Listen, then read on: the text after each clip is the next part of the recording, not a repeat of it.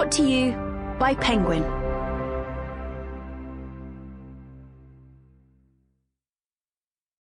Flashlight by Susan Choi. Read by Eunice Wong. For Dexter and Elliot. Louisa and her father are making their way down the breakwater, each careful step on the heaved granite blocks, one step farther from shore. Her mother is not even on the shore, for example, seated smiling on the sand.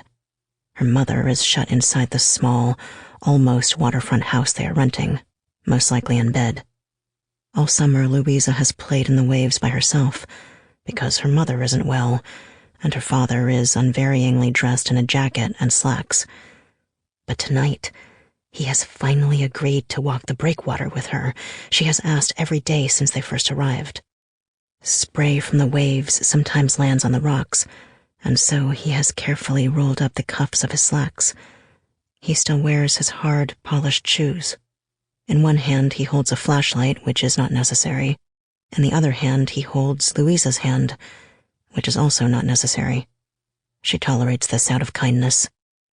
"One thing I will always owe your mother is, she taught you to swim, because swimming is important to know how to do for your safety. But when she gave you lessons, I thought it was too dangerous. I was very unfair." "I hate swimming." They both know the opposite is true. Perhaps her father recognizes her comment for what it partly is, a declaration of loyalty to him, as well as for what it mostly is, a declaration by a 10-year-old child who is contentious by reflex. Far over the water, far beyond where the breakwater joins with a thin spit of sand, the sunset has lost all its warmth and is only a paleness against the horizon. They'll turn back soon.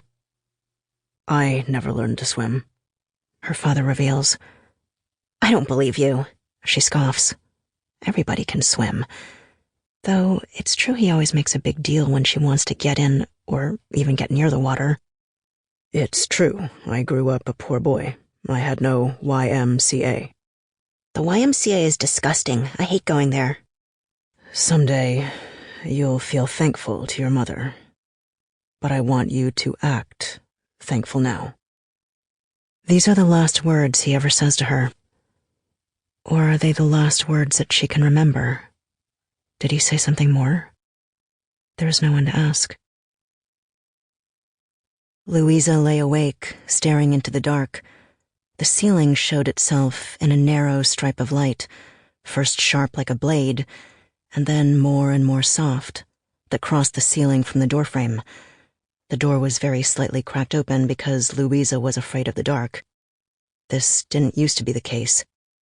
Every night, with maddening slowness, her mother would retreat from the room, clumsily bumping her wheels to a point that Louisa would want to scream at her.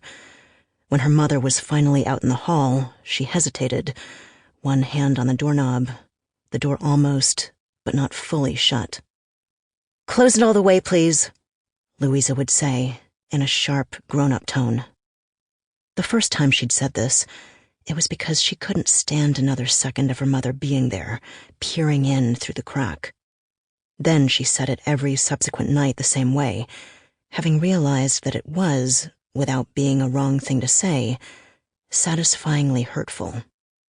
There would be another brief hesitation, which Louisa didn't mind, because it showed that her mother was indeed satisfyingly hurt.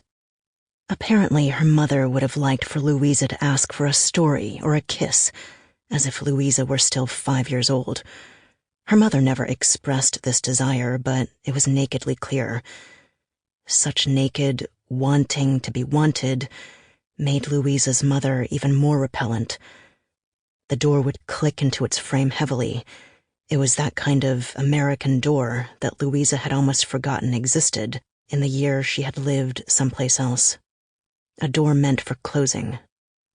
Louisa would lie in the dark, her unsparing mind tracking her mother's wheelchair down the hall and imagining hidden trapdoors hinging open beneath it.